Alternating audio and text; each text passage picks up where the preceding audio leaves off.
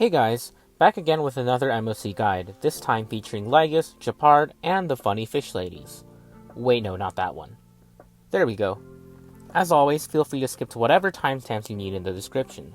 The MoC buff this time deals up to 10 hits of bounce damage at the start of each cycle, 1 hit for every skill or Memo Sprite attack used. It deals 15% max HP to mobs, 2.5% max HP to elites, and 1.5% max HP to bosses. So while this buff clearly favors skill spammers and Memo Sprite users, it won't make too much of a difference, especially with summons on every wave that can soak up bounce hits. Also, it's useless for 0 cycles, as these types of buffs usually are. Lygus only has one phase, strictly speaking, but that one phase has 11.73 million HP, by far the highest, dwarfing even Nikador's 7.56 million across 2 phases. He has 211.2 speed, which is as fast as Apocalyptic Shadow's Hule, and 200 toughness, which is about in the middle as far as bosses go.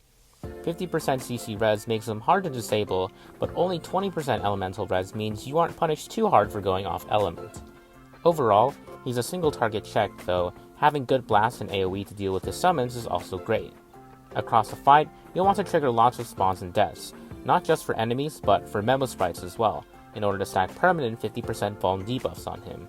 He also has mechanics to advance parts of your team and activate their ults, though at a hefty HP cost, as well as advance and buff his own summons. It goes without saying, but as ult spammers who can uniquely benefit from high HP loss, Phynon, Evernight, and Casters are Lygus' intended counters, with the last two also adding to Lygus' spawn and death tallies via constant Memo Sprite generation. High single target DPS, like Archer and Faye, can brute force his HP bar. High AoE DPS with single target focus, like DOT, Saber, the Herda, and Acheron can wipe out his summons to assist their single target damage.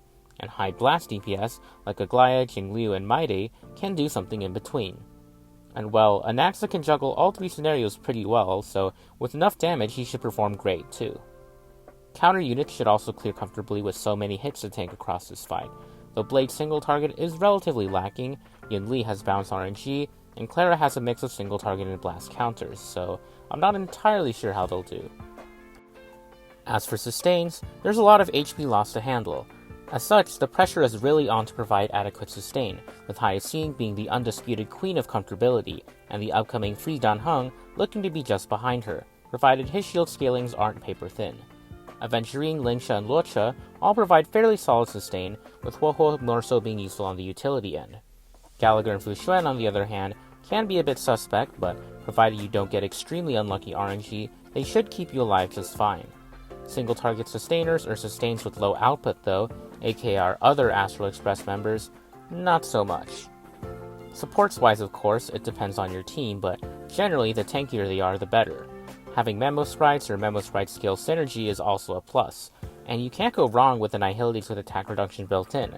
And since Lygus is a one-phase boss with constant summons, expect debuffers to do slightly better here.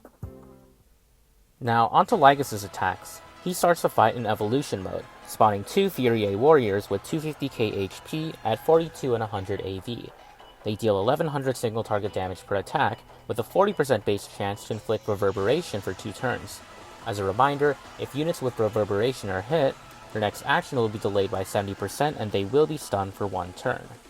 Turn 1 has Lygus deal 750 damage to 1 target and adjacent targets, followed by letting 1 warrior immediately take a turn and boosting their damage by 30%, plus granting them 50% max HP healing at the start of each turn.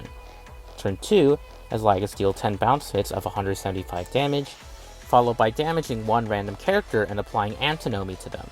In the Antinomy state, which lasts for 1 turn, characters immediately gain their ults, but using it during this 1 turn window will deplete 50% of their max HP, going through shield first, without killing. If the ult is not used, then their energy or ult stacks will return to normal. After 4 enemies or memos are spawned, which remember happens latest at 100 AV, Lygus immediately gains a turn and enters Disputation mode, with 50% permanently added vulnerability. During Disputation mode, 4 Corroded Blades and Axes are constantly spawned in, with the first wave having 60% of their original max HP. Corroded Blades deal 1300 to the main target and 900 to adjacent targets, and add the corrosion status to hit allies, letting them convert 50% of damage taken into healable corrosion HP. Axes deal 1100 single target damage and immediately advance if one of their allies die, dealing 5200 shared damage, or 1300 across 4 characters, 1040 across 5 characters, etc. Lygus also enhances his big nuke twice, once at 24 AV and again at 60 AV, adding 40% damage as well as an extra entanglement proc per enhancement. On turn 1, which occurs immediately upon mode change, Lygus buffs all units with 2 actions per turn, but making them lose 20% max HP per action, making them deadly but squishy. This is immediately followed by damaging and advancing 2 random characters, applying antinomy to them. On turn 2, he hits 1 target for 900 and adjacent targets for 750, followed by a 10-hit bounce attack dealing 200 damage per hit. The mode change condition this time is to kill a total of 10 enemies, memo sprites, and less ideally allies, as if you lose an ally, well, there goes your 3-star requirement. This will immediately proc his big nuke, Query Prime Mover's Outcome, which will deal a shared 6600 damage on base, or as much as 11,880 if double buffed, aka nearly 3k across 4 targets. Yeah, this guy really hurts. Of course, this also comes with another permanent 50% vuln, as well as switching back to evolution mode, where he will be single target again for a brief period before restarting his mode cycle. Okay, with Lygus out of the way, let's move on to the other very annoying side.